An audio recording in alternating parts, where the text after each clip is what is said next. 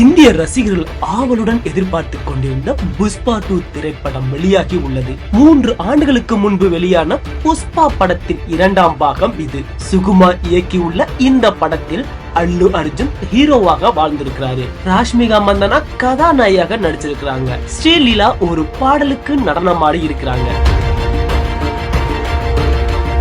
புஷ்பராஜ் கதாபாத்திரத்தில் வரும் அல்லு அர்ஜுன் தனது செம்மர கட்டையுடன் ஜப்பானுக்கு செல்கிறார்.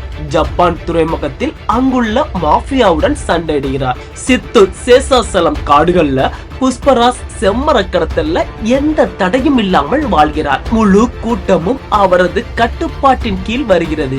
மறுபுறம் புஷ்பாவை தடுக்க எஸ்பி பன்வர் சிங் சேகாவத் கதாபாத்திரத்தில் வரும் பகத் பாசில் திட்டமிடுகிறார். ஒரு கூலியாக காட்டுக்குள்ள சென்று அனைவரையுமே கைது செய்கிறார். புஷ்பா தனது ஆட்களை விடுவிக்க வந்த போது காவல்துறையினர் அத்துமீறியதால் அனைத்து காவல்துறையினரையும் புஷ்பா அடித்து விரட்டுகிறார். காவல் நிலையம் முழுவதும் காலியாகிறது. இதனால் ஆத்திரமடைந்த சேகாவத் ஒரு கூட்டாளியை கொன்று விடுகிறார். இதனால் மீதமுள்ள கூட்டாளிகள் அனைவரும் பயப்படுறாங்க. புஷ்பாவால் மன்னிப்பு கேட்க வைக்க வேண்டும் என்று எம்பி சித்தப்பா முன்னிலையில கூட்டணி விருந்து ஏற்பாடு செய்யப்படுகிறது.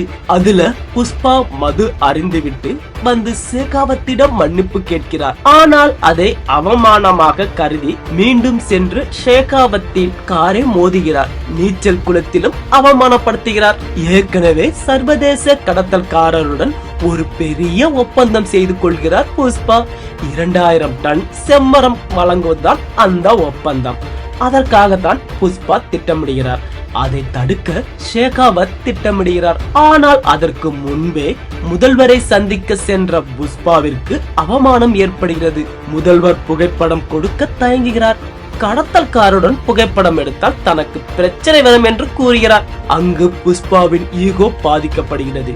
இதனால் முதல்வரையே மாற்ற வேண்டும் என்று திட்டமிடுகிறார். அதற்காகத்தான் அதிக பணம் தேவை. அந்த பணத்திற்காக இந்த ஒப்பந்தத்தை செய்கிறார்.